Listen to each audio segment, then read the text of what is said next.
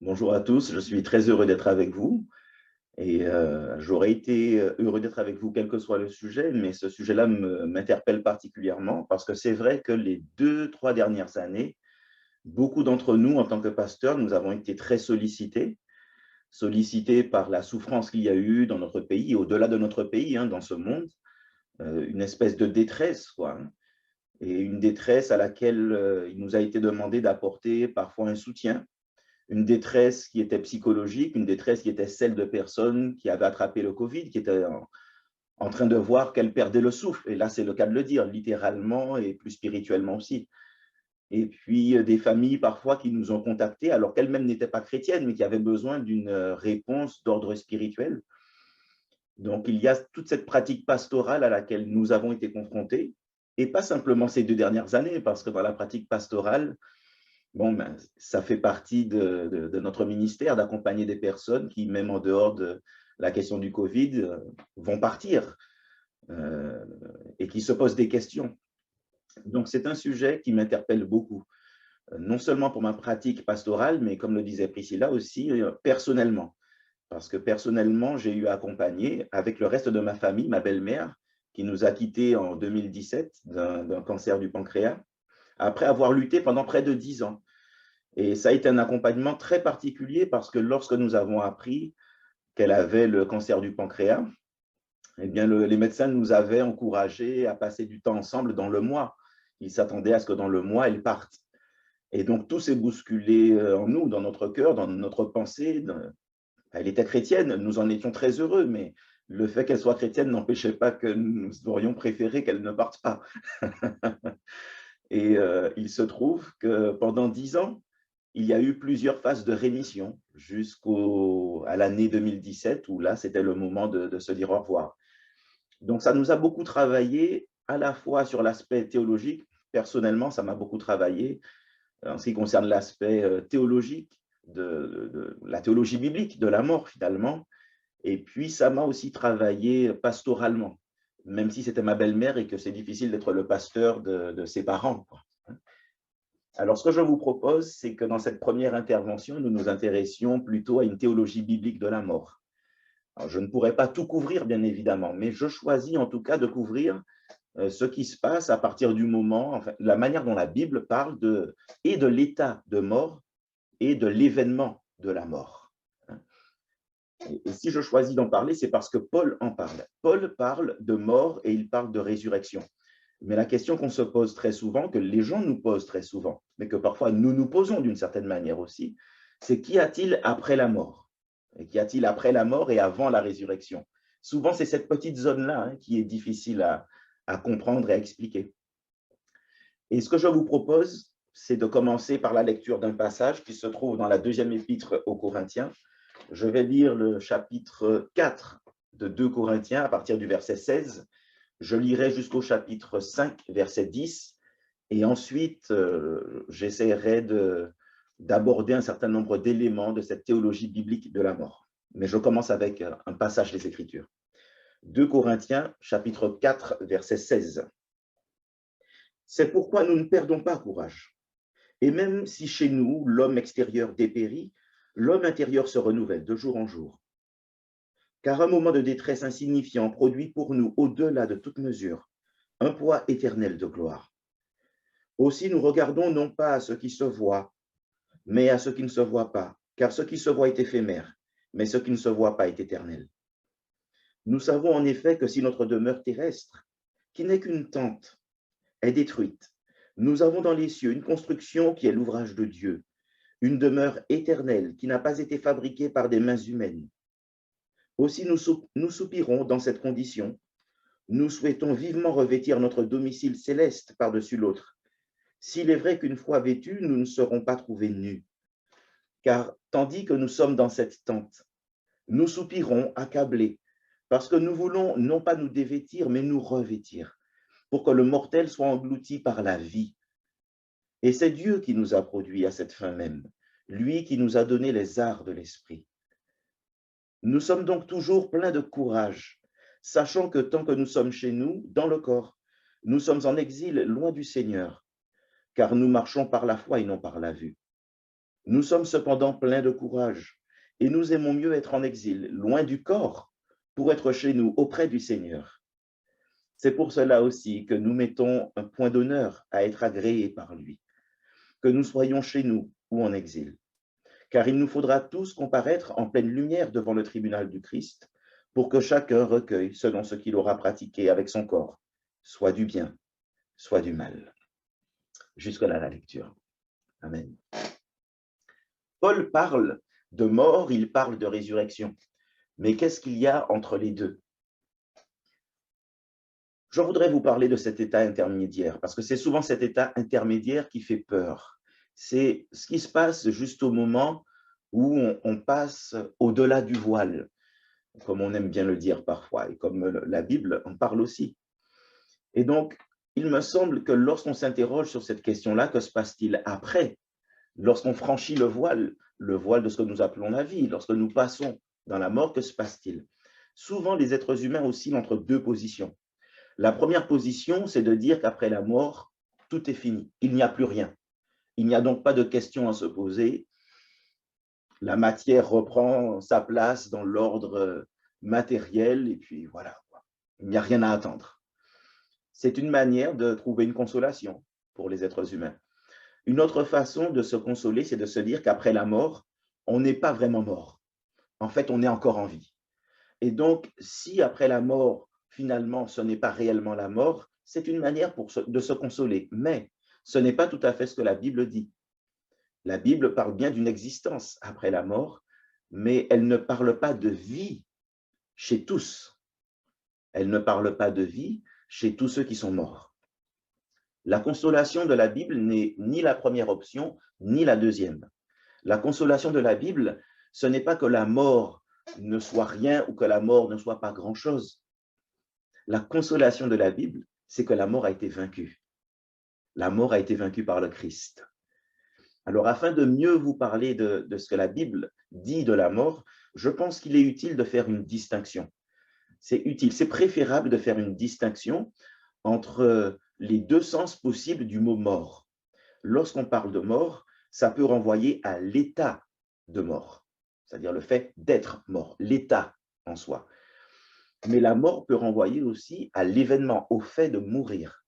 Et donc, je vous propose de vous parler d'abord de l'état de la mort avant d'arriver à l'événement de la mort. Il y a une phrase d'Henri Blocher qui m'a marqué. C'est l'une de ces phrases que je trouve à la fois belle, un peu difficile à comprendre parfois, la première fois qu'on l'entend, mais belle et qui fait réfléchir. Henri Blocher disait lors d'une conférence il y a quelques années que l'état de mort, c'est une existence diminuée, privée de ce plus que vivre ajoute à exister et qui est sans retour. Je vous la redis, je ne la commente pas, je vous laisserai le plaisir de l'écouter, de la réécouter et d'y réfléchir. Je reprends cette phrase, cette citation. L'état de mort, donc, c'est une existence diminuée, privée de ce plus que vivre ajoute à exister et qui est sans retour. Alors, puisque je commence par l'état de mort, il faut que je vous dise qu'à la lumière des Écritures, l'état de mort, c'est une existence consciente. Certains théologiens, quand même, je dois commencer par là, certains théologiens, parfois même évangéliques, mais alors très marginaux, très peu nombreux et très marginaux, certains théologiens, même évangéliques, ont rejeté l'idée d'un état intermédiaire.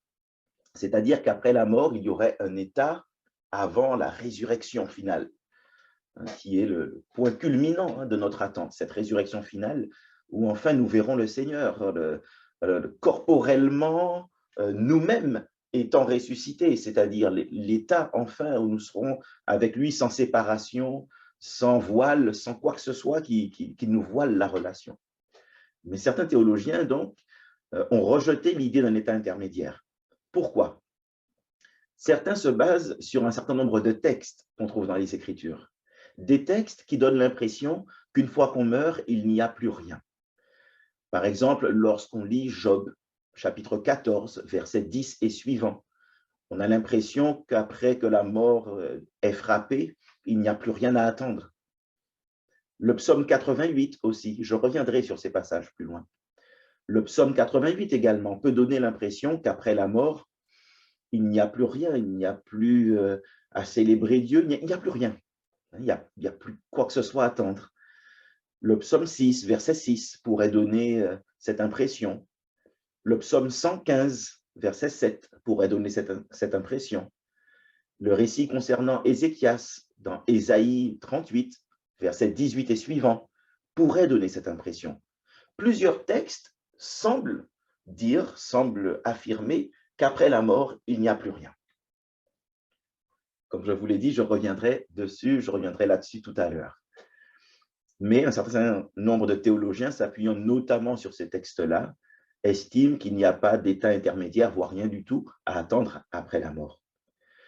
Certains ont un argument qu'ils avancent. Ils soulignent l'unité psychosomatique de la personne humaine. C'est-à-dire qu'il y a une unité entre la partie physique, la partie matérielle et la partie immatérielle de la personne humaine. Et en soulignant, en prenant cet argument de l'unité, c'est-à-dire que l'être humain est indivisible. Il est matériel et immatériel, il a un corps, il a une âme, un esprit, mais c'est impossible qu'il y ait séparation entre les deux pour ces théologiens-là. Or, s'il ne peut pas y avoir séparation entre les deux, s'il y a une telle unité psychosomatique, au moment de la mort, quand le corps se dégrade, il n'est pas possible que l'âme se détache du corps.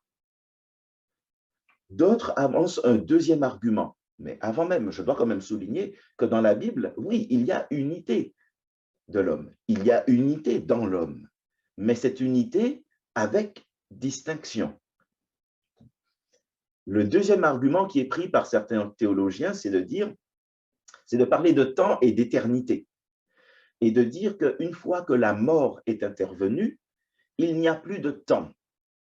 Il n'y a plus de temps. Entre la mort et la résurrection, c'est une fraction de seconde, c'est-à-dire que la personne qui meurt se retrouve dans un état où il n'y a plus de temps, et entre le moment où elle meurt et le moment de la résurrection, pour la personne qui serait morte, ce serait comme une fraction de seconde, si bien que la personne qui meurt aurait l'impression de simplement passer dans l'état final de gloire. La personne qui meurt et qui a cru en Jésus-Christ, bien évidemment. Mais je dois vous dire que cette option est très intéressante, ça évite un certain nombre de difficultés, mais la question qu'on doit se poser, c'est où est la preuve biblique? Où est la preuve biblique? Qu'une fois qu'on passe le voile, on sort du temps. C'est facile de parler d'éternité hors du temps, mais ce n'est pas si évident que ça à démontrer. Ce n'est pas si certain que ce soit juste de dire que l'éternité soit quelque chose hors du temps. Alors écoutez, plutôt que de m'arrêter sur ces textes qui sont utilisés, interprétés pour dire qu'il n'y aurait pas d'état intermédiaire ou qu'on irait directement à l'état final, je vous propose de regarder les données bibliques. Et quand on s'intéresse à l'état de mort, quelles sont les données bibliques? D'abord dans l'Ancien Testament. Dans l'Ancien Testament, on a la représentation du Sheol. Alors, le Sheol, c'est-à-dire le séjour des morts. Les représentations qu'on en a dans l'Ancien Testament ne sont pas très nettes. Et je dois dire que la Bible est assez discrète, finalement, sur la question de ce qui se passe après la mort. Certainement parce que, contrairement à beaucoup de religions de l'époque qui parlaient beaucoup des voyages vers la mort, la Bible prend certainement la mort bien plus au sérieux, probablement.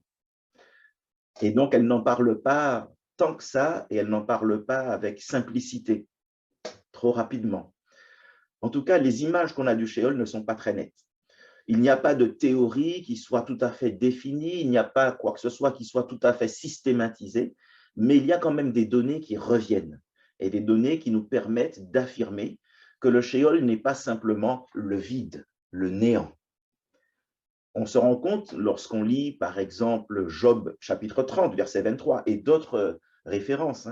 À chaque fois, je donnerai une ou deux références, mais je ne donnerai pas l'ensemble des références. Ça nous prendrait trop de temps. Mais si on lit, par exemple, Job 30, verset 23, le Sheol, l'endroit où vont les personnes après la mort, cet endroit est décrit comme la maison où se rencontrent tous les vivants. C'est-à-dire, c'est là que ceux qui ont vécu et qui ensuite meurent vont. Les morts s'y trouvent réunis. Les fils y sont réunis à leur père. Il semble que ce soit vraiment un lieu, non pas un lieu que nous puissions voir de nos yeux, mais il semble bien que ce soit un lieu qui est une réalité. Ceux qui s'y trouvent semblent conscients, et ça, plusieurs passages semblent bien attester. Par exemple, lorsqu'on lit Ésaïe 14 ou Ézéchiel 32, qui sont tous les deux donc des passages de prophètes assez développés, nous y voyons un potentat de la terre qui descend au Shéol. Et alors qu'il descend au Shéol, il y reçoit un accueil. Il ne descend pas dans l'anéantissement, il ne descend pas dans le vide, il descend dans un lieu où il est accueilli par ses pairs. Il y est question de dialogue. Nous sommes très loin là de l'idée d'un état d'inconscience. On peut ajouter, toujours dans l'Ancien Testament, que dans le texte qui interdit toute communication avec les morts, le chapitre 19 du Lévitique. Dans Lévitique 19, verset 31, nous avons un passage qui interdit toute communication avec les morts. Je dois ici quand même faire une précision. Si vous lisez par exemple dans la NBS, vous verrez assez clairement, j'ai choisi volontairement la NBS pour aujourd'hui. Ce n'est pas forcément le lieu d'une préférence. J'aurais pu prendre d'autres versions, mais simplement je l'ai choisi pour aujourd'hui. Et donc, lorsqu'on lit Lévitique 19, 31 dans la NBS, il est bien question de ne pas consulter les morts. Lorsqu'on lit d'autres versions, on peut avoir plutôt une interdiction de consulter les médiums ou les devins. Il semble, d'après le contexte, en tout cas, on peut défendre l'interprétation selon laquelle ce sont les morts qui ne doivent pas être consultés. Juste avant, il est question de se concentrer sur l'Éternel, Dieu. Et donc ensuite, au verset 31, de ne pas consulter les morts. Mais ce qui est intéressant, c'est la façon dont ils sont appelés. Le mot qui est utilisé vient de la racine yada, la racine de l'hébreu yada, qui veut dire connaître. Hein, ce sont ceux qui connaissent. Les morts sont appelés comme ceux qui connaissent. Et on peut penser là que les morts ont une connaissance particulière que nous ne pouvons pas décrire. Mais en tout cas, ce sont ceux qui connaissent. Peut-être ceux qui connaissent ce qui vient après. On ne peut pas se prononcer, mais en tout cas, c'est interpellant quand même, cette appellation, ceux qui connaissent. Alors, il me semble qu'une chose est certaine, c'est que le Shéol correspond à un lieu, il a une réalité, c'est que l'état dans l'Ancien Testament, l'état qui est décrit dans le Shéol est un état de conscience. Dans le Nouveau Testament, que savons-nous de l'état de mort? Dans le Nouveau Testament, nous avons le prolongement de ces données avec la parabole de Lazare et de l'homme riche. Nous sommes dans Luc 16, là. Alors, je dois commencer en soulignant qu'il faut quand même dire que tous les détails de la parabole, comme pour toutes les paraboles, les détails de la parabole ne correspondent pas nécessairement à la réalité, à tous les détails de la réalité de l'au-delà. Quand on cherche à interpréter une parabole, il ne faut pas chercher à interpréter chaque détail d'une parabole. C'est la pointe de la parabole qui doit attirer notre attention. C'est sur ça qu'on se focalise. Sinon, on se perd dans les choses qui ne sont plus l'intention de la parabole. Donc, vous ayant dit cela, je dois vous dire quand même que même si tous les détails de la parabole ne doivent pas trouver une correspondance dans la description de l'au-delà, malgré tout, il est difficile de saisir cette parabole si on s'imagine qu'il n'y a pas de réalité consciente dans l'au-delà. Parce que cette réalité consciente est quand même ce qui est mis en avant dans cette parabole de Luc 16. Non seulement la différence de traitement entre celui qui croit, c'est-à-dire Lazare, et celui qui ne croit pas, l'homme riche, mais c'est cet état de conscience. On peut continuer encore dans le Nouveau Testament, toujours avec cet état, la description de l'état de mort. Et en 2 Pierre 2, verset 9, nous voyons que ceux qui ont péché sont gardés comme prisonniers en vue du jugement. Ils n'ont pas cessé d'exister, ils sont bien là, et ils sont dans un état d'attente, comme prisonniers. Ils sont en attente, en vue d'un jugement. Il y a un temps qui s'écoule. 1 Pierre 3, verset 19 et les versets suivants nous parlent là encore d'esprits en prison. Dans 1 Pierre 3, 19, les esprits en prison sont selon l'interprétation qui me semble la plus plausible, les morts de l'époque de Noé. Ces morts qui sont morts dans l'incrédulité et qui sont maintenant des esprits en prison. C'est-à-dire ce qu'ils sont, eux, en tant que corps et esprit, a connu une séparation, et ce qu'ils sont en tant qu'esprit est là, en prison. Comme en prison. Je dois vous dire quelques mots toujours sur cet état, sur l'état de mort. Quels sont les textes qui semblent aller dans un autre sens? Ce sont ceux que je vous ai cités tout à l'heure, mais je dois en dire quelques mots. Parmi les textes que j'ai pu citer et que certains théologiens utilisent pour dire qu'il n'y aurait pas d'état intermédiaire, qu'on irait directement dans la présence de Dieu, ou voire qu'il n'y aurait rien du tout, on peut les classer en deux grandes catégories, ces textes-là. Certes, la première catégorie, c'est la catégorie de la réflexion qui se poursuit. Certains textes qui sont utilisés pour dire qu'il n'y aurait pas d'état intermédiaire, ce sont des textes qui en réalité font partie d'une réflexion qui est menée. Par exemple, et donc le texte qui est pris n'est qu'un moment de cette réflexion. Par exemple, dans Job 14, verset 10 et suivant, Job semble avoir l'impression que la mort est un néant. Mais il ne faudrait pas s'arrêter à Job 14. Job 14 n'est qu'un élément du parcours de la réflexion de Job. Or, lorsqu'on arrive à Job chapitre 19, le verset 25 et les versets suivants, Job arrive quand même à cette réflexion, que finalement c'est le Rédempteur qui se lèvera le dernier, et Job le verra. Ainsi, pour Job, si on s'arrête au chapitre 14, il en est à un point de sa réflexion où il semble que la mort ne soit qu'un néant, mais il ne faut pas s'arrêter là, il faut poursuivre avec lui la réflexion et arriver à cette idée d'une résurrection finalement. C'est la même chose pour le psaume 88. Le psaume 88 appartient à une réflexion qui se poursuit avec le psaume 89. Le psaume 88 et le psaume 89 vont ensemble.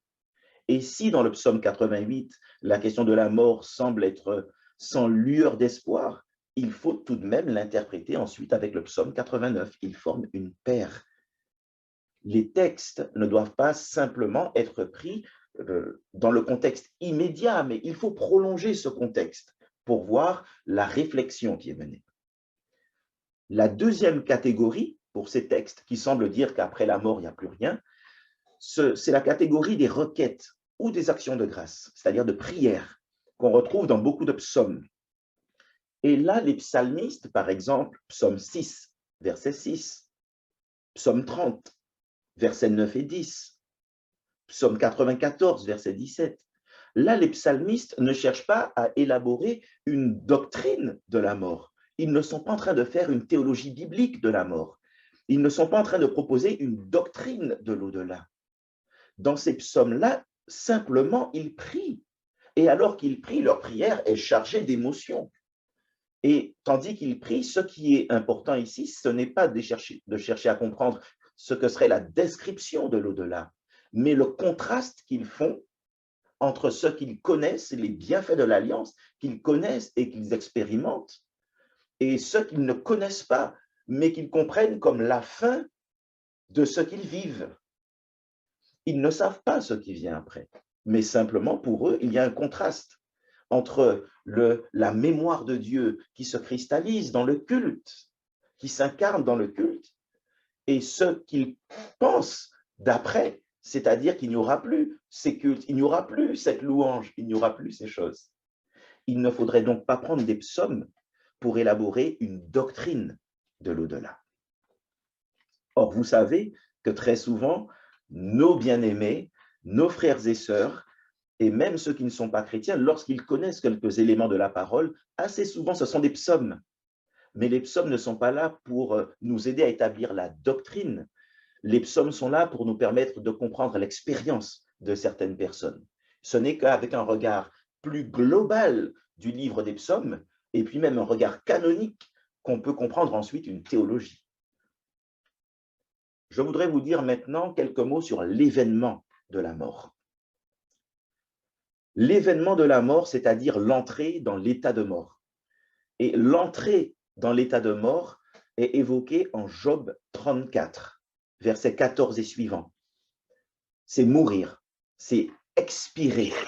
Il y a l'idée d'un souffle qui est rendu. Le corps sans esprit est mort, nous dit Jacques maintenant dans le Nouveau Testament, Jacques 2, 26. L'entrée dans la mort est présentée comme le fait de rendre l'âme, dans Lamentation chapitre 2, verset 12, ou dans Luc chapitre 21, verset 26.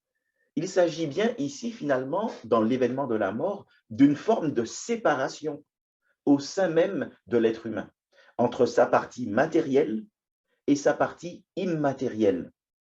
Il y a unité, oui, de l'être humain, mais distinction. Et au moment de la mort, tandis que le corps lui-même se dégrade, l'âme, elle, va autre part. Cette autre part, c'est ce qui nous est présenté précisément comme le Sheol, le Sheol ou l'Hadès. Dans le judaïsme, entre les testaments, le judaïsme intertestamentaire, l'âme de l'homme continue après la mort. Elle est séparée du corps et elle continue. Dans le Nouveau Testament, nous voyons également cette réalité-là. Matthieu chapitre 10, verset 28, présuppose une dissociation entre âme et corps. Il ne s'agit pas de craindre celui qui peut nuire au corps, mais de craindre celui qui a pouvoir sur notre âme. Il s'agit donc de ne pas craindre le diable qui pourrait atteindre notre corps, mais d'avoir de la crainte pour Dieu, qui lui peut faire périr dans la géhenne. Et donc Matthieu 10, verset 28, suppose une dissociation entre âme et corps. Apocalypse 6, verset 9, mentionne les âmes qui sont sous l'autel. Il y a donc là aussi la présupposition et même une forme d'affirmation d'une séparation, d'une dissociation entre le corps et l'âme. Et la mort, l'événement de la mort, c'est cette dissociation-là. Maintenant, il me semble qu'il est important pour nous, alors que je vais me diriger vers la fin de l'exposé, il me semble qu'il est important pour nous de réaliser que non seulement l'idée de séparation entre l'âme, la partie immatérielle, et la partie matérielle, cette idée est présente dans l'Ancien Testament comme dans le Nouveau. Ésaïe 38, versets 12 et 17, « Ma tente m'est arrachée, le corps est arraché, l'existence corporelle est arrachée. » Dissociation. 2 Timothée 4, 6, il y a le mot déliement. Paul évoque le fait que bientôt il partira, mais il parle du déliement. Sa mort est comme un déliement. Il sera délié finalement de son corps. 2 éléments vont se dissocier. 2 Pierre 1, versets 13 à 15, là encore, Pierre évoque sa mort prochaine et il parle de sa mort comme un départ. Littéralement, c'est le mot exode. Il parle de son exode, sa sortie hors de son corps, séparation. Mais il faut aller un tout petit peu plus loin quand même. Si la mort, c'est une séparation entre la partie immatérielle et la partie matérielle, et que l'état ensuite de mort est un état de conscience, l'état de conscience de ceux qui sont morts sans avoir cru est un état de conscience qui est déjà un état de conscience de regret. C'est déjà une forme d'anticipation de l'état final. Et c'est un regret paralysant, c'est un regret qui bloque, c'est un regret qui ne permet pas une sortie de cet état-là. C'est par exemple ce qu'on voit là encore dans la parabole de Luc 16. Ensuite, il s'agit de parler des croyants. Lorsqu'on s'intéresse aux croyants, il est clair qu'eux aussi, dès la mort, dès que l'événement de la mort survient, il y a déjà un avant-goût de l'état final dans la présence du Seigneur. Les croyants jouissent, dès leur mort, d'une béatitude consciente avec le Christ. Je dois vous dire que c'est déjà suggéré par le psaume 73, verset 24, et que c'est indubitable dans le Nouveau Testament, que ce soit Luc 16, que ce soit Acte 7, la lapidation d'Étienne avec Jésus qui s'apprête à l'accueillir, que ce soit dans 2 Corinthiens, chapitre 5, versets 6 à 8, où Paul, alors qu'il parle de sa mort, dit clairement que pour lui, c'est être dans la présence du Seigneur. Ou que ce soit Philippiens 1, verset 23 et suivant, où là encore, Paul parle de sa mort et dit qu'il est même préférable pour lui de mourir. Il serait dans la présence du Seigneur. Mais il faut pour l'instant qu'il s'occupe encore des choses de Dieu sur la terre. Quand le croyant meurt, il entre directement dans un tel état de conscience et de béatitude avec le Seigneur. Et il me semble que les croyants de l'ancienne alliance, eux aussi, par anticipation, ont déjà vécu quelque chose de cet ordre-là. Mais ce n'est pas peut-être le sujet premier. Je pense que je vais m'arrêter ici pour cette présentation de l'état de mort sur lequel il faut insister, qu'il est bien conscient, et sur cette distinction qu'il peut y avoir entre le croyant et le non-croyant quand survient l'événement de la mort. Alors, j'aurais pu aller jusqu'à la résurrection, et en allant jusqu'à la résurrection, il aurait fallu que je vous dise que les deux groupes ressusciteront et que la finalité pour les deux sera fondamentalement différente, puisque ceux qui se seront eux-mêmes emprisonnés dans l'incrédulité avant la mort seront emprisonnés dans le regret après la mort. Quant à ceux qui auront connu la liberté de la grâce du salut de Jésus-Christ et de sa victoire sur la mort, continueront après la mort de connaître cette grâce dans une béatitude. Et au moment de la résurrection, dans les corps nouveaux dont parle 1 Corinthiens 15, ils vivront cette béatitude plus pleinement avec le Seigneur. Après la mort, les deux existent, l'incroyant et le croyant. Mais la Bible ne parle de vie après la mort que pour les croyants. Il y a quelque chose de la vie qui ne peut appartenir qu'à la relation avec Dieu. Je m'arrête là pour cette première intervention.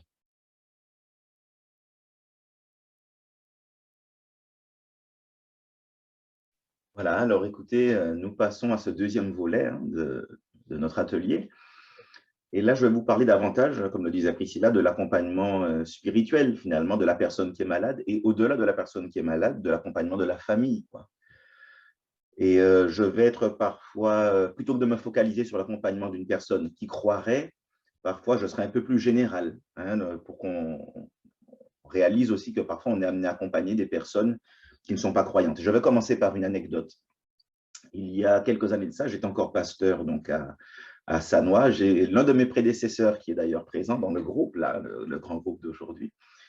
Et alors que j'étais à Sannois, le mari non-croyant de l'une des sœurs de l'Église, fidèle, zélé, engagé, beau témoignage, elle, magnifique. Son mari, donc lui, n'était pas croyant, il était gentil, il n'était pas opposé à la foi de sa femme, mais il n'était pas croyant. Et jusqu'au bout, il semblait ne pas vouloir croire, en tout cas publiquement. Lorsque nous échangions seuls, c'était différent. Mais il se trouve qu'il est tombé malade, cancer pour lui aussi. Et ça a été assez progressif. Je ne sais plus de quel type de cancer il souffrait, mais ça a été assez progressif. Et en fait, c'était difficile de lui parler de l'espérance puisqu'il n'en avait pas. Pour lui, les choses allaient s'arrêter, mais par contre, il était très préoccupé par le sort de sa femme, quoi. Ils étaient tous les deux âgés déjà. Il était préoccupé par le sort de sa femme. Lui avait été communiste toute sa vie. Il pensait mourir en communiste. Voilà. Bon, ben, il me semble qu'il est mort autrement, mais il me semble seulement. Et je me souviens de ce jour où il était hospitalisé, c'était vraiment les derniers moments. J'étais allé le voir plusieurs fois à la maison, on s'était lié d'amitié d'une certaine manière, mais je m'étais bien rendu compte qu'il ne fallait pas que je cherche à lui prêcher l'évangile, il fallait que je cherche à l'incarner, quoi. Et je me souviens du dernier jour où je l'ai vu, il était à l'hôpital, ça faisait un moment que ça allait mal et je ne trouvais pas le moment d'aller faire une visite. Et puis ce jour-là, comme par hasard, j'ai le temps, je vais à l'hôpital, je vais faire cette visite, je demande où est cet homme, on me dit sa chambre, je vais dans sa chambre et quand j'arrive dans sa chambre, j'entends quelqu'un qui respire très très fort. Vraiment quelque chose de... ça m'a presque fait peur, quoi. Et quand j'entre, je vois sa femme qui est là, à son chevet, et je vois sa fille qui est là, et je vois le regard grave de tout le monde. Et quand j'entre, sa femme me tombe dans les bras, elle me dit, Cédric, merci d'être venu, qui est-ce qui t'a prévenu? Je lui dis, personne ne m'a prévenu, j'ai juste vu que c'était le bon moment pour venir, quoi. Évidemment, notre Seigneur est grand. Et donc, je discute avec elle, elle me dit, il est en train de partir. Je regarde cet homme, il me voit, je lui parle, je me rends compte qu'il comprend encore ce que je dis.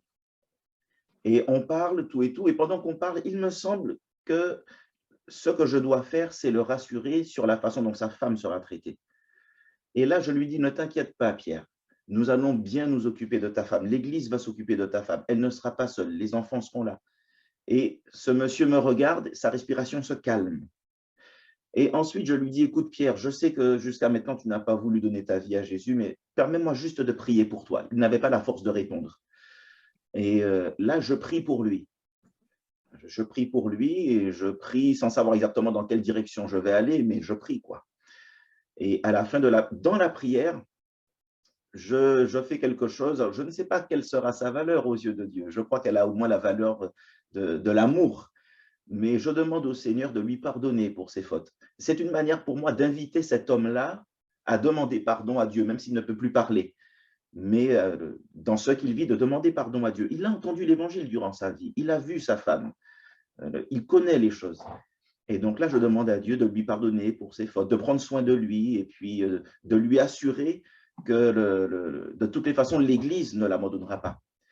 Et ensuite, je dis Amen, je regarde Pierre, je lui tiens la main pendant que je prie, je le regarde, il me regarde et dernier souffle.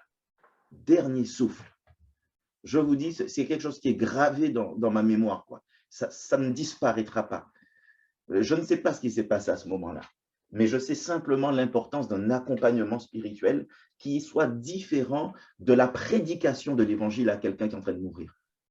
On peut prêcher, mais parfois il faut incarner, c'est-à-dire prêcher par notre manière d'être, par notre écoute. Et je crois que ça, ce n'est pas seulement le travail du pasteur, mais certainement que l'une des missions du pasteur dans l'accompagnement des mourants, c'est de montrer à l'Église que c'est une tâche de la communauté. Toute la communauté est impliquée dans l'accompagnement de la perte, du départ de l'un des membres de la communauté ou d'un membre de la famille de quelqu'un de la communauté. C'est communautaire en réalité. Mais maintenant, je voudrais entrer davantage dans la présentation et vous dire que, bien sûr, il y a aujourd'hui un certain nombre d'obstacles. Il y a des obstacles à l'accompagnement spirituel, mais en même temps, il y a des éléments tout à fait favorables. Je commence avec quelques obstacles. Du côté des obstacles, il y a la tendance à occulter la mort. C'est-à-dire que dans le monde actuel, on n'en parle pas vraiment. On en a parlé pendant le Covid, pendant on va dire la première année, parce que pendant la première année, on avait chaque soir le bilan des morts, quoi. Et d'un seul coup, la mort nous a rappelé qu'elle continuait d'agir. Et c'était brutal, c'était pas simplement stressant, il y avait une sorte de brutalité et de crainte que nous soyons nous-mêmes frappés. Et non seulement les plus âgés ou ceux qui auraient souffert de ce qu'on appelait les comorbidités, mais quel que soit l'âge, il pouvait y avoir une forme de crainte. Parce qu'on ne parle plus de la mort, comme si elle avait cessé d'être. Donc, ça peut être une difficulté, un obstacle, le fait qu'on ait tendance à occulter la mort. Un autre obstacle, c'est l'affaiblissement de la pratique religieuse. C'est-à-dire que, bon, il semble que la piété ait tendance à commencer à se refroidir. La piété semble, oui, je ne veux pas être pessimiste, mais je veux être tout de même réaliste. Et il me semble que dans le monde, la piété s'est refroidie, ça c'est évident, et que peut-être même au sein de nos assemblées, il y a une forme de piété qui tend à se refroidir. Peut-être que c'est ça, l'amour, hein, qui se refroidira dans les derniers temps. L'augmentation du nombre de personnes qui ne croient pas à la vie éternelle dans le monde, c'est énorme aussi. Hein, quand on fait des sondages et qu'on se rend compte qu'il y a de moins en moins de personnes qui croient à la vie éternelle, c'est quelque chose qui peut rendre difficile l'accompagnement, en particulier de quelqu'un qui est en fin de vie et qui n'a pas l'espérance que nous nourrissons. Alors, il y a également le fait que la présence de quelqu'un qui fera office de pasteur, qui apportera des soins, peut réveiller chez la personne qu'on accompagne la conscience d'une négligence. Alors là, ça peut être un non-croyant ou un croyant. Le fait d'accompagner quelqu'un, il peut y avoir cet obstacle qui est la prise de conscience que pendant un temps, on a négligé les choses spirituelles. Ça, ce sont les obstacles. Mais il y a des choses qui sont favorables à l'accompagnement également. Et parmi les choses qui sont favorables à l'accompagnement, j'aimerais vous en dire quelques-unes. Il y a notamment le fait que l'accompagnement spirituel tend à être inséré au sein même des programmes thérapeutiques. C'est-à-dire que même dans des établissements de soins, ça peut être des hôpitaux ou autres, les cliniques et autres, on fait de plus en plus appel à un accompagnement spirituel. Certainement que c'est lié au progrès qu'il y a eu en ce qui concerne la philosophie des soins palliatifs. En fait, les soins palliatifs et la philosophie qui accompagne les soins palliatifs est une philosophie selon laquelle le soin apporté au mourant doit se faire non seulement au niveau physique, mais aussi au niveau psychologique, moral et spirituel et religieux. Quand je dis spirituel, j'entends religieux, mais bien sûr, dans le monde d'aujourd'hui, le spirituel et le religieux peuvent être deux choses séparées. Donc là, ça fait partie quand même des éléments qui sont positifs, même lorsqu'on a affaire à quelqu'un qui ne croirait pas. Il y a quand même une dynamique d'intégration de la spiritualité, qui est à la fois un élément positif et qui pourrait être un obstacle. Mais voyons le côté positif plutôt. Il y a une ouverture.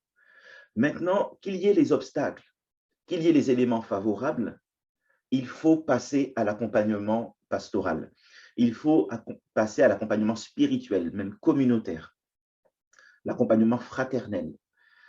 Et il me semble que là, pour le pasteur en particulier, ou pour ceux qui ont fait une formation à la relation d'aide dans l'Église et qui font partie d'une équipe de soutien, il y a un équilibre à trouver entre compétence et amour. Alors, bien sûr, les deux ne sont pas les pôles opposés d'une droite, hein, ça ne s'oppose pas, mais parfois, en mettant en avant la compétence, on pourrait négliger l'amour. Ou en mettant trop en avant l'amour, une certaine compréhension de l'amour, on pourrait négliger la compétence. Or, dans l'accompagnement, manifestement, il faut trouver un équilibre.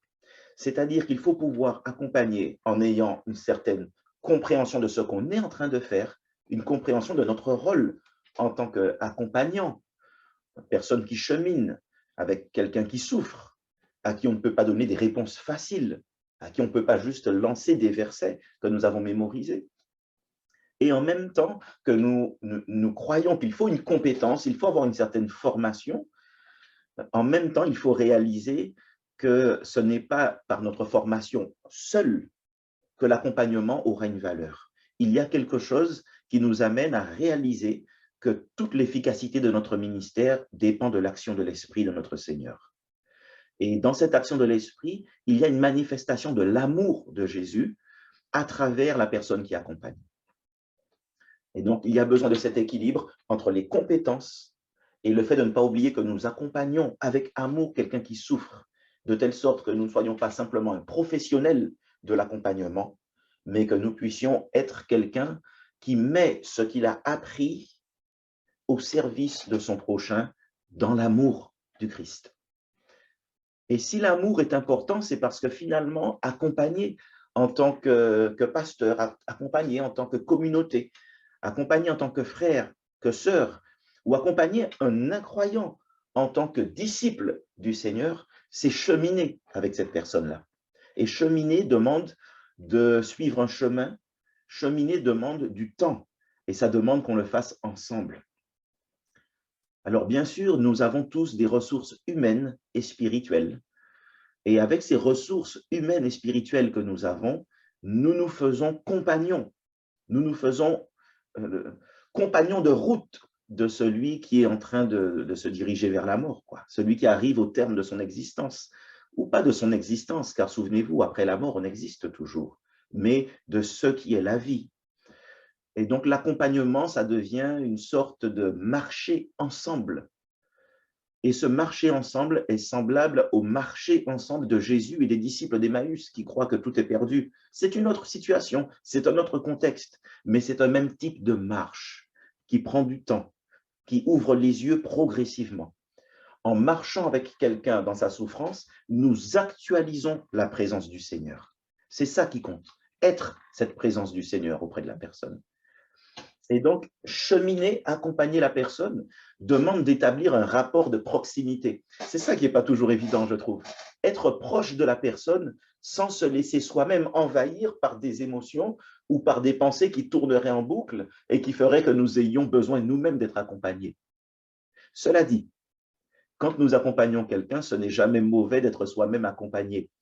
Non pas forcément dans une relation qui soit formellement une relation d'accompagnement, mais il est bon que nous puissions avoir à nos côtés des personnes avec lesquelles nous pouvons prier, des personnes avec lesquelles nous pouvons parler nous-mêmes. Il faut que nous puissions nous-mêmes aussi nous décharger d'un certain nombre d'émotions qu'il y aura sur le chemin. Et la première personne avec qui nous le ferons, c'est Jésus. Mais nous avons besoin aussi de personnes, soyons réalistes, qui soient là devant nous, de chair et de sang, avec lesquelles nous pourrons partager. Alors, établir un rapport de proximité, établir une relation. La relation entre la personne qui est en train de mourir et celle qui l'accompagne, c'est vraiment un point crucial de l'accompagnement spirituel. Le malade a besoin, c'est clair, il a besoin de se sentir intégré à un réseau relationnel, un contexte relationnel. Pourquoi? Parce que le malade se trouve dans une forme de solitude qui grandit. Plus la maladie grandit, plus elle se développe, plus le malade est dans une forme d'isolement, ou pourrait se sentir dans une forme d'isolement. En particulier lorsqu'il se rend compte à un moment donné qu'il n'arrive plus à parler, ou il n'arrive plus à suivre une discussion du début jusqu'à la fin.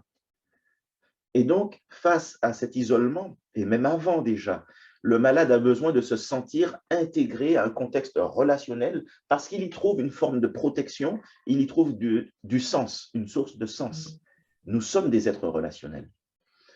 Et toute demande qui est faite par une personne en souffrance, une demande qui peut être verbale ou une demande qui peut être dans le regard que vous voyez que la personne est en demande relationnelle, toute demande est en fait une demande d'amour. Le malade qui est en train de mourir, la personne qui est en train de mourir, même si elle se renferme sur elle-même, sachons-le, elle est en demande d'amour. Mais pas l'amour qui est fait de belles paroles, de paroles positives. Ce n'est pas une pensée positive simplement qu'il faudrait. Ce qu'il faut, ce sont des preuves d'amour qui parfois passent par un silence, mais par un geste, par une incarnation, une demande d'amour. La relation de proximité, en fait, elle permet de rencontrer le malade là où il se trouve.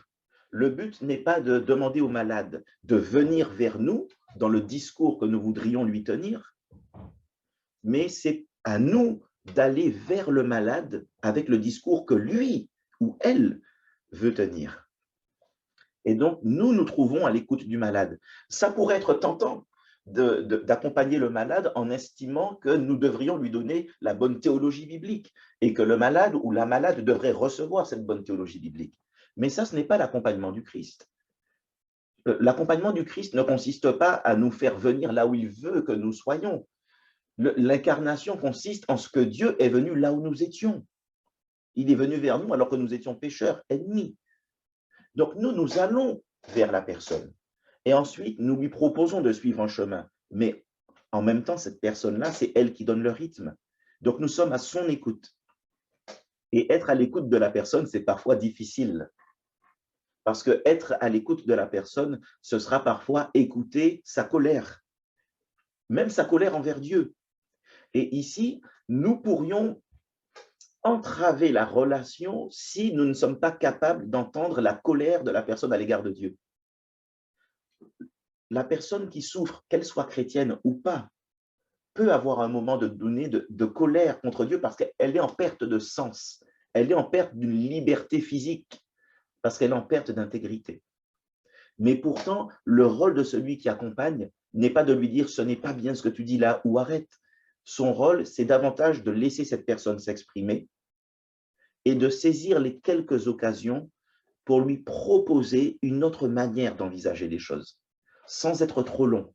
Ce n'est pas une conférence, ce n'est pas un discours, c'est une marche ensemble, c'est un dialogue entre des personnes.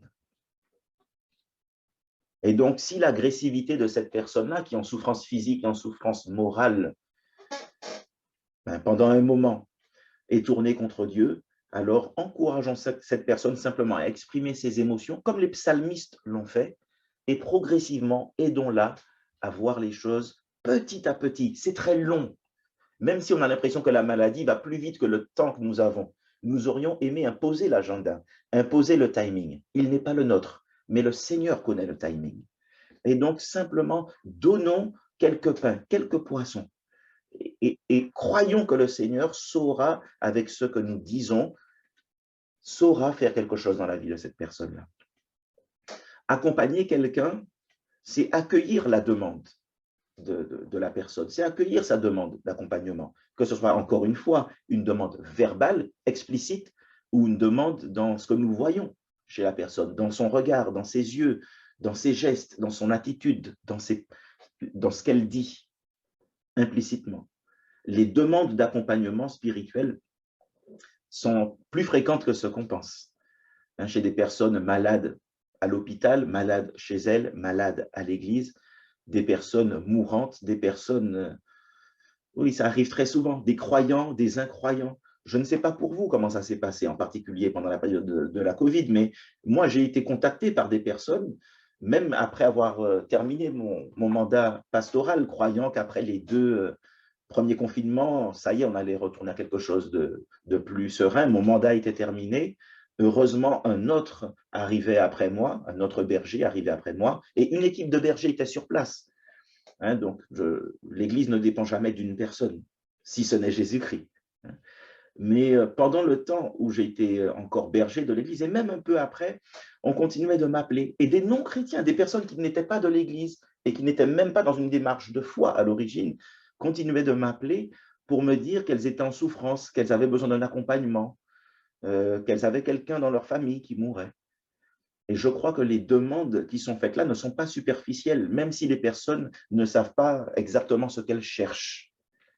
Même si elles ne savent pas, même si elles ne sont pas évangéliques. Peu importe qu'elles ne soient pas évangéliques, elles restent créatures de Dieu. Peu importe qu'elles ne soient pas évangéliques, elles restent des personnes que Dieu a aimées. Et elles restent des personnes que Christ nous demande d'aimer et donc d'accompagner. Et si nous pouvons incarner l'évangile, et s'il peut y avoir une conversion avant le passage du voile, gloire à Dieu. Accompagner quelqu'un, vous voyez, c'est aussi aider à satisfaire finalement les besoins spirituels de la personne. Et je dois vous dire que satisfaire les besoins spirituels de la personne, c'est bien sûr satisfaire ses besoins réels, c'est-à-dire connaître Jésus-Christ, mais c'est satisfaire aussi les besoins que la personne pense être ses besoins. C'est-à-dire que ça partira toujours de la personne. Je crois qu'il y a un micro qui a besoin d'être éteint, voilà, merci beaucoup. Et donc là, il s'agit de partir des besoins que la personne pense être ses besoins spirituels et l'amener vers ses besoins réels. Or, pour ça, il faut être proche. Même si le fait d'être proche de la personne qu'on accompagne peut faire peur, l'engagement que ça demande, l'engagement en émotion, l'engagement en temps, l'engagement en énergie, l'engagement intellectuel, la peur de ne pas être à la hauteur.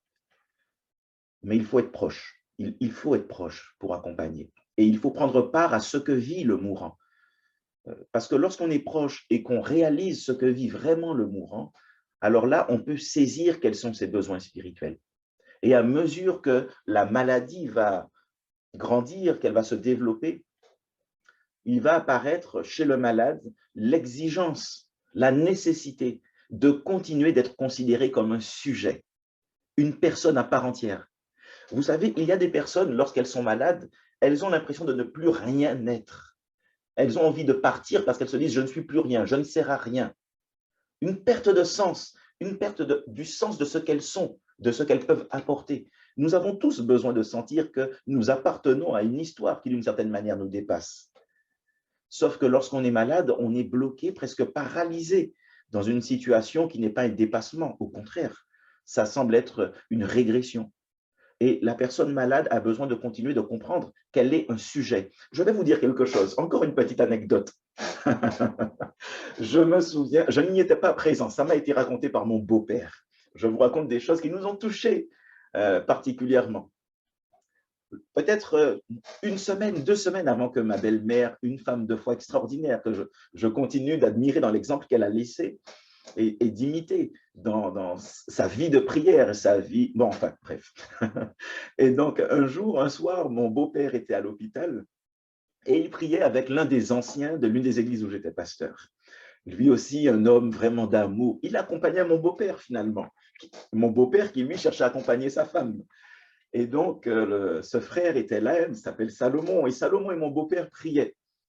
Et il priait avec force.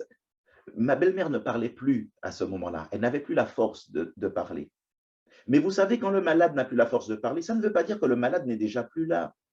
Le malade est toujours conscient, même s'il n'ouvre plus les yeux. Il peut être toujours conscient. Et à un moment donné, il priait trop fort. Et là, d'un coup, ma belle-mère a pris la parole alors qu'elle ne parlait plus depuis un moment. Et elle leur dit, vous parlez trop fort. Vous allez déranger les gens. Et ensuite, elle s'est arrêtée. Voyez-vous, si je vous dis ça, c'est parce que parfois, lorsque nous sommes à l'hôpital et que nous accompagnons un mourant et que nous voyons que ses yeux sont fermés, il peut arriver que nous nous mettions à parler et à parler de ce mourant, comme si le mourant n'était plus là, comme si le malade n'était plus là, comme s'il n'y avait plus personne. On parle de son état comme si on était des médecins qui disaient l'état est préoccupant, il y a ceci, il y a cela, son état décline. Mais les amis, la personne est peut-être bloquée dans son état, mais nous ne sommes pas là pour la bloquer davantage. Si nous sommes dans la chambre avec le mourant et que ses yeux sont fermés, restons sensibles au fait que la personne est là, que nos paroles ne soient pas des paroles qui donnent l'impression qu'elle n'est plus rien. Elle est là. Bon, mon beau-père et Salomon ne donnaient pas l'impression qu'elle n'était plus rien, mais ils avaient oublié qu'elle était là quand même et qu'elle pouvait trouver que c'était trop fort. Le patient, vous voyez, peut éprouver la sensation d'être livré à des forces qui l'écrasent et devant lesquelles il se sent impuissant. Et la question qui peut surgir, c'est quel sens y a-t-il de continuer à vivre? Est-ce que ça vaut le coup de continuer à vivre? Et puis ensuite, cette question, mais qu'est-ce qui va se passer quand je vais mourir? Est-ce que ça fait mal? Qu'est-ce qui va se passer? Est-ce que j'aurai froid? Qu'est-ce qui va se passer? Est-ce que je vais me voir en train de mourir? Est-ce que je vais me fracasser contre un mur pendant que vous serez là encore en train de vivre? En tout cas, ce que j'ai souvent vu parmi les personnes qui étaient sur le point de mourir, c'est que très souvent en phase finale, le mourant a besoin, il éprouve souvent un besoin de réconciliation. Il réalise qu'il y a des choses passées qui n'ont pas été réglées. Et il me semble que pendant ce temps-là, c'est un bon moment pour l'aider à accepter le passé, à s'accepter soi-même et à faire le bien dans ces derniers instants-là, de chercher la réconciliation, de proposer le pardon, même à une personne qui ne serait plus là. Parfois, l'approche de la mort place l'individu dans des décisions par rapport à la famille, des décisions éthiques, des décisions familiales, des affaires, des héritages. Et là, notre rôle, c'est le rôle de la pacification. Nous avons le rôle d'apporter la paix là où semble régner la tourmente. Alors, je dois vous dire qu'accompagner un malade, il ne faut jamais oublier que c'est accompagner sa famille, accompagner la famille du malade. Et parfois, il faut accompagner la famille autant que le malade, parfois même plus. Lorsque le malade a eu un accident très grave et qu'il est dans le coma, c'est la famille qu'il faut accompagner. Lorsque c'est un jeune enfant qui est malade, c'est la famille qu'il faut beaucoup accompagner. Il faut accompagner la famille, et accompagner la famille, c'est donc qu'elle soit croyante ou pas, c'est là encore être proche de cette famille-là. Non pas simplement pour le côté administratif, mais très souvent, vous voyez, il faudra penser à l'administratif quand surgira la mort. Ce qui vient après, l'accompagnement ne s'arrête pas lorsque la personne meurt. L'accompagnement de la famille continue après la mort. C'est l'accompagnement dans le deuil, pour accepter ce qui se passe progressivement. Or, les enquêtes psychologiques notamment ont montré que la famille passe par le même type d'émotion que la personne qui a été malade. Il ne faut pas croire que la famille arrive à prendre du recul. C'est très rarement le cas. La famille passe par les mêmes émotions que la personne qui est malade. Autrement dit, il s'agira de cheminer aussi avec la famille. Et s'il y avait des tensions dans la famille, si dans la famille on s'était rendu compte que les relations interpersonnelles avaient été superficielles, c'est peut-être l'occasion pour la famille de les aider avant que le mourant ne meure, de les aider à franchir une étape de réconciliation, si possible. Je voudrais terminer en soulignant à nouveau deux choses. Premièrement, accompagner quelqu'un, c'est vraiment accompagner la personne. Ça veut dire que nous ne sommes pas le centre de référence de ce qui se passe. La personne est le centre de référence. Et accompagner cette personne-là avec l'amour du Christ. Nous voudrions que la personne, si elle n'était pas chrétienne, donne sa vie. Mais ce n'est pas en faisant un discours, ce n'est pas toujours, c'est plutôt rarement en faisant un discours que la personne donne sa vie à Jésus. C'est parfois en lui tendant quelques perches, à des moments, pas tout le temps, ce n'est pas de la persécution.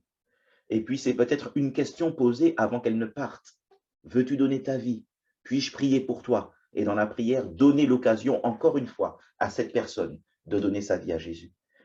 Quand la personne qui meurt était croyante, il me semble qu'une part de l'accompagnement consiste peut-être à lui relire ces versets qui nous parlent de l'espérance. L'espérance. Reprendre ces versets de Paul dans lesquels il souligne que pour lui, mourir, c'est un gain. La personne n'est pas capable d'entendre ça, que mourir est un gain. Mais peut-être qu'elle sera capable d'entendre qu'après, c'est la présence du Seigneur. Alors, tout se concentrera sur l'amour de Dieu qui nous a précédés et qui nous attend déjà, comme le Seigneur s'est levé d'une certaine manière pour attendre Étienne. Vécu avec amour et compétence, notre accompagnement et l'accompagnement de la communauté pourra actualiser l'action de Jésus-Christ, le véritable médecin, non seulement des corps, mais des âmes. Et dans un contexte, le nôtre, qui tend à occulter la mort, à enfermer les gens dans une sorte de destinée personnelle qui se résumerait au monde, notre rôle, ce sera certainement d'ouvrir les yeux vers un au-delà qui n'est pas seulement un point d'interrogation, mais un au-delà où Jésus, notre Seigneur, celui qui nous a sauvés, celui qui nous a aimés, est là et nous attend. Voilà, je m'arrête là pour cette deuxième intervention. Merci encore pour votre attention et que le Seigneur vous bénisse dans votre ministère, qu'il vous aide à aller au-delà de vos craintes, si vous en avez, que vous n'ayez pas peur de ne pas être suffisamment prêt théologiquement. Préparez-vous. Et puis que vous n'ayez pas peur de ne pas avoir les bonnes paroles. Parfois, un silence apporte plus qu'une parole, mais soyez là. Que le Seigneur nous bénisse. Amen.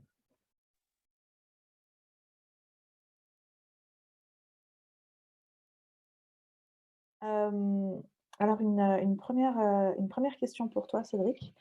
Comment faire quand on est face à une personne qui aurait reçu une parole prophétique, une promesse de guérison? Hem, Est-ce que c'est un manque de foi? Demande cette personne. Comment tu fais, voilà, quand tu dois accompagner quelqu'un qui a un peu cette conviction que Dieu va guérir, quoi qu'il se passe? Oui, alors oui, ça m'est déjà arrivé en plus, hein, ce genre de situation-là. Alors, quand une personne est convaincue d'avoir reçu une parole prophétique, lui disant ne t'inquiète pas, tu ne mourras pas, je pense que la première chose que j'aime dire à la personne, c'est écoute, moi, je n'ai pas reçu cette parole-là, mais par contre, je voudrais te dire ce que le Seigneur nous dit dans les Écritures.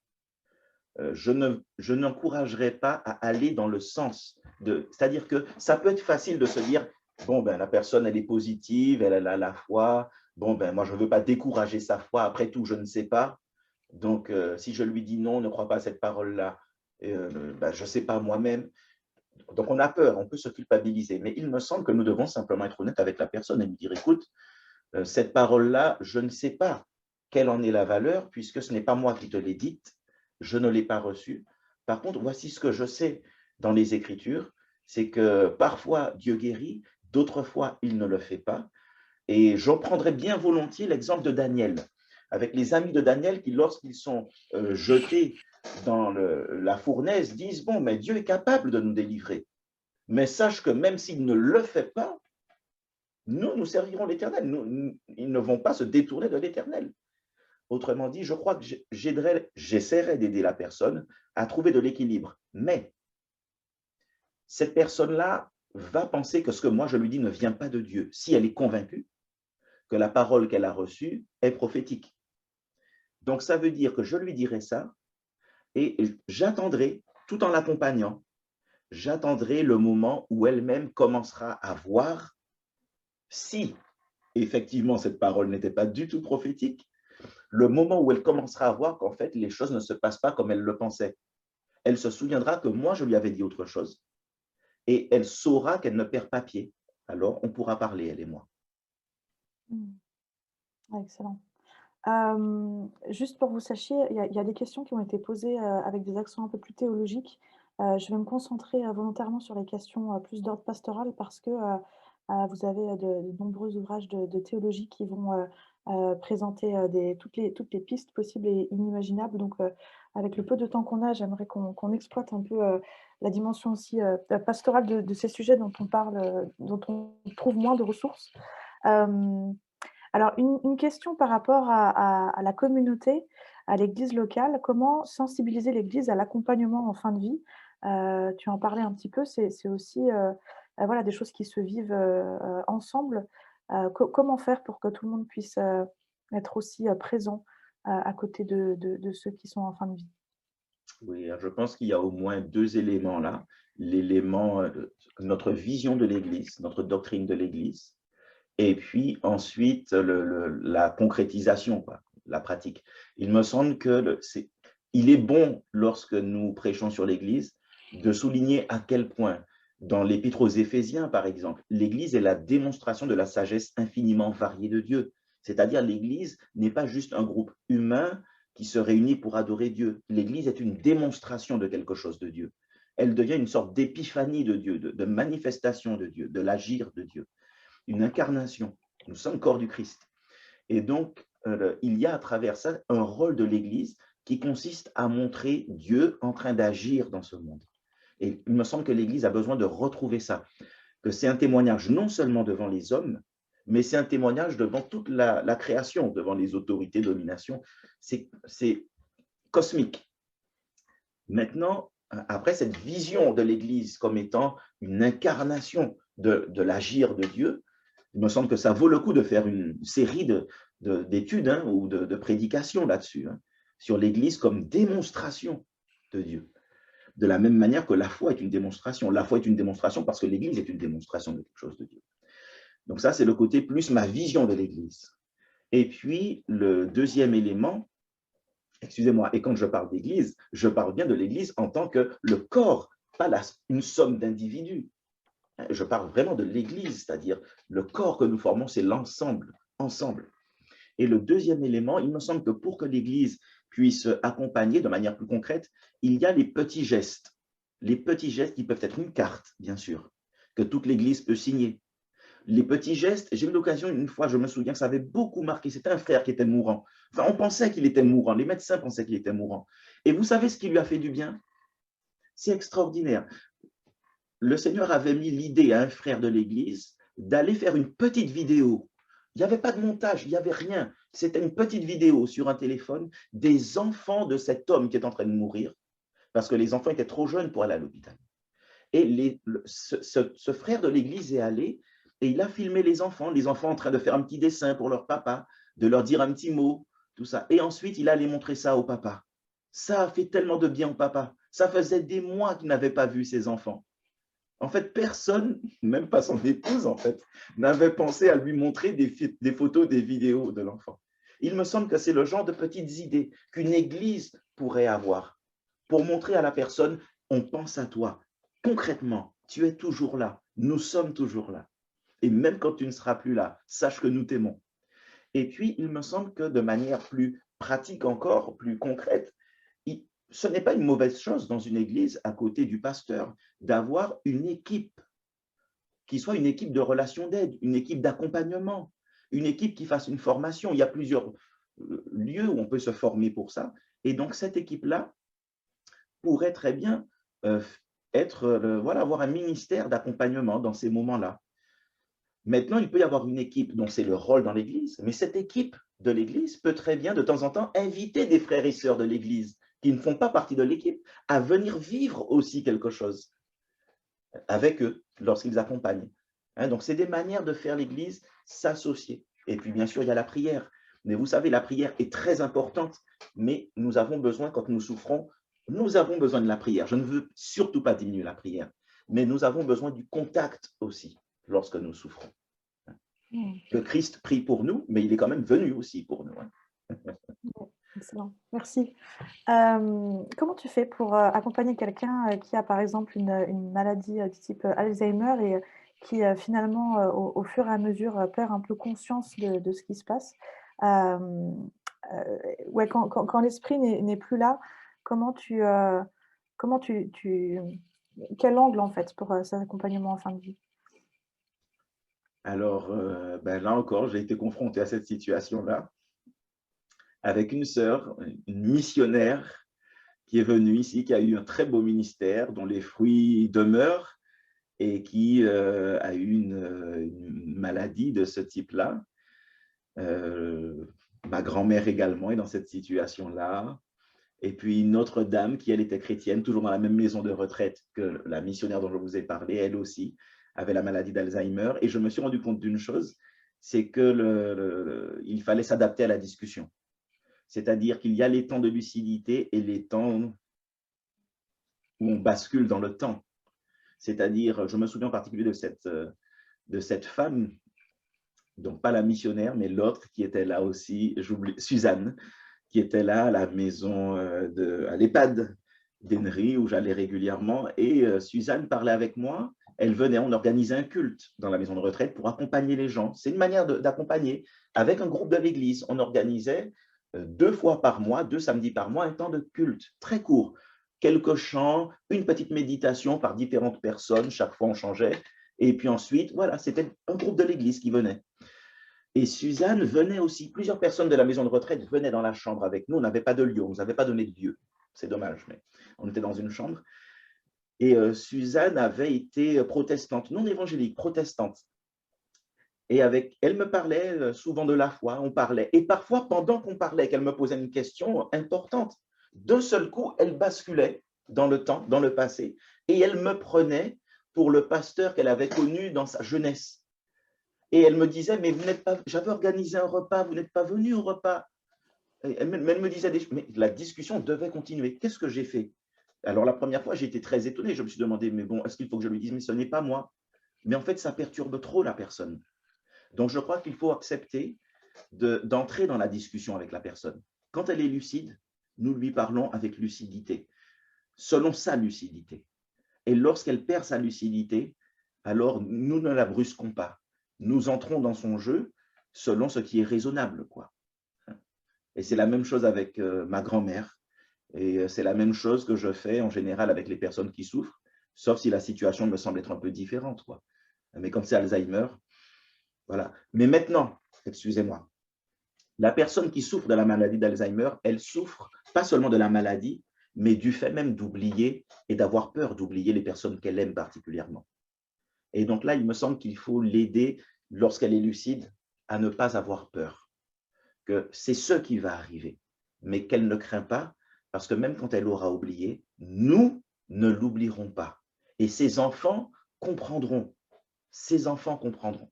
Mais il faut accompagner la famille, parce que la première fois que la personne que vous aimez vous oublie, ça vous fait bizarre. Quand je suis allé voir ma grand-mère il y a 2 semaines de ça, et en Martinique, eh bien, je suis arrivé comme un homme qui vient voir quelqu'un. Voilà, elle m'a dit bonjour monsieur, on a discuté, voilà, et puis après je l'ai laissée, elle ne m'a jamais reconnu, mais c'est ma mamie, je l'aime, et puis voilà, point final. Ouais, merci pour ce partage. Hem, une question qui est, d'ordre théologique, mais qui a de grandes implications aussi, pastorales. Alors je ne sais pas si tu vas répondre vraiment à la question en tant que telle, mais en tout cas, ce qui serait intéressant, c'est de voir aussi comment tu vis l'accompagnement, trop de suspense. Que pensez-vous qu'il arrive aux enfants qui meurent? Et surtout, comment on fait pour accompagner, la famille, dans ces moments-là? Oui, ouais. Oui, on n'a pas dit que ce serait des questions faciles, Oui, non, mais c'est des vraies questions, c'est des questions que nous nous sommes posées, ma femme et moi aussi, nous avons perdu des enfants. Donc voilà, on a vécu pas mal de choses, voilà pourquoi c'est quelque chose qui m'interpelle particulièrement, ce genre de sujet-là. En général, quand des frères et sœurs viennent me voir en tant que pasteur et me disent, voilà, où vont les enfants lorsqu'ils meurent? Première question. Alors, il me semble que je ne peux pas être trop dogmatique. Il me semble que je ne peux pas être trop certain dans ma manière de répondre. Donc, en général, je leur dis, écoutez, voici ce qu'il me semble à la lumière des Écritures. Donc, je mets une forme de prudence dans ma manière de répondre. Je leur dis, voici ce qu'il me semble à l'égard des Écritures, à la lumière des Écritures, c'est que l'attitude de Dieu dans l'ensemble du canon, l'attitude de Dieu à l'égard des petits et des enfants m'incite à penser que dans l'amour qu'il manifeste là, hein, en accord avec sa justice et sa sainteté, il me semble que les enfants qui n'ont pas été en capacité de croire, il me semble que le Seigneur les sauve. Mais attention, je mets la phase de prudence avant, parce que je ne peux pas l'affirmer. En général, après, je souligne ce qui s'est passé dans la vie de David. David le roi, lorsqu'il a perdu son premier enfant avec Bathsheba. Lorsqu'il a perdu son... Alors, il a d'abord jeûné, il a prié, il a jeûné. Et puis, lorsqu'il a perdu l'enfant, bon, ben voilà, c'était fini, il a arrêté de jeûner. Les choses sont faites. Après la mort, bon, voilà. Maintenant, David, lorsqu'il parle, émet cet espoir qu'il a, qu'il reverra son enfant. Et donc, au point où j'en suis arrivé aujourd'hui, je ne peux pas dire à une personne qu'elle reverra son enfant. Je peux lui dire simplement, il me semble que les enfants, le Seigneur les sauve. Et à la lumière de David, je suis enclin à penser que les enfants vont dans la présence de Dieu. Mais je ne peux pas le démontrer de manière dogmatique ou de manière claire et nette. Voilà. Ok, merci. Je te pose une dernière question et puis on passera au temps suivant. Quelqu'un demande comment enseigner Philippiens 1:21 d'une manière équilibrée, donc car Christ est ma vie et la mort m'est M'est un un gain. gain. Dans cette perspective que il peut y avoir des pensées suicidaires aussi chez les chrétiens et que très objectivement parlant, on a tout intérêt à être, voilà, dans la présence, pleine de Dieu, le plus rapidement possible et donc de mourir, quoi. En tout cas pour, l'apôtre, pour Paul, c'était évident que la mort était un gain. Comment faire pour enseigner, sur ce sujet de manière équilibrée, avec sensibilité pour les gens qui auraient des pensées suicidaires? Oui, alors pour des personnes qui ont des pensées suicidaires, c'est vrai que ce texte-là peut donner l'impression que Paul est en train de dire, bon, ben, ouais, il vaut mieux mourir, quoi. Mmh mh. Sauf que Paul, il continue, il ne s'arrête pas juste là, il continue et il souligne qu'il est bon qu'il reste. Pour l'instant, il est bon qu'il reste. C'est-à-dire qu'il reconnaît que ce n'est pas à lui de déterminer le timing. Il y a quelque chose où, effectivement, c'est évident qu'être dans la présence du Seigneur, plus que la présence que nous vivons maintenant, c'est voilà, c'est ce que nous attendons tous. Mais en même temps, je pense alors la personne qui est suicidaire n'est pas en mesure de voir ça, mais au moins nous devons nous rendre compte de la grâce que nous avons de pouvoir vivre ce type de présence pour l'instant, qui consiste à montrer Dieu dans ce monde. C'est une grâce d'être, après la mort, dans la présence du Seigneur. Mais c'est aussi une grâce, un honneur, un privilège que de pouvoir démontrer maintenant la présence de Dieu dans le monde, d'être un temple, c'est-à-dire là où la gloire de Dieu, la présence de Dieu se manifeste. La personne suicidaire ne peut pas entendre ça, c'est évident. Pas tout de suite, en tout cas. Sinon, si elle pouvait l'entendre, elle ne voudrait pas se suicider. Mais par contre, il me semble qu'il faut l'aider à voir que le timing n'est pas le nôtre. Et que non seulement, il y a deux choses, il me semble, plus, mais au moins deux que je veux souligner. Premièrement, le timing n'est pas le nôtre, et l'apôtre Paul le reconnaît. Il dit que pour l'instant, ce qui lui est réservé, c'est d'être encore Voilà. là et d'agir. Donc, c'est une conférence en direct, là. D'accord. Oui. Voilà. Et donc, il faut agir encore pour le bien de l'Église, pour les intérêts du Christ. La deuxième chose, je pense, qu'il faudrait rappeler à une personne, c'est que, imaginons que Paul, sur le chemin de Damas, en réalisant à quel point il s'était trompé, il s'était dit, mon Dieu, mais je me suis complètement trompé, et se suicide. Mais il y a dans le projet de Dieu des revirements radicaux dans une vie. il y a un inattendu qui est inattendu pour nous. Il y a un moment, une ligne de notre vie où tout semble sans sens, mais il peut y avoir un moment de cette ligne où d'un seul coup, le sens apparaît. C'est-à-dire que ce qui est à venir, ce que Dieu est capable de faire, nous ne le savons pas encore, mais il est capable d'opérer des revirements de situation. Et peut-être que je montrerai à cette personne qui veut se suicider plusieurs situations qui semblaient désespérées et où il y a eu un revirement. Mais ça ne suffira pas. Je pense que cette personne qui veut se suicider, elle a surtout besoin de parler avec quelqu'un qui va tisser une relation avec elle, sans lui donner des paroles faciles. Vous voyez, même ce que je dis là, ça ne doit pas être des paroles qu'on lâche facilement. Ça ne va pas régler les choses. Ça prend du temps.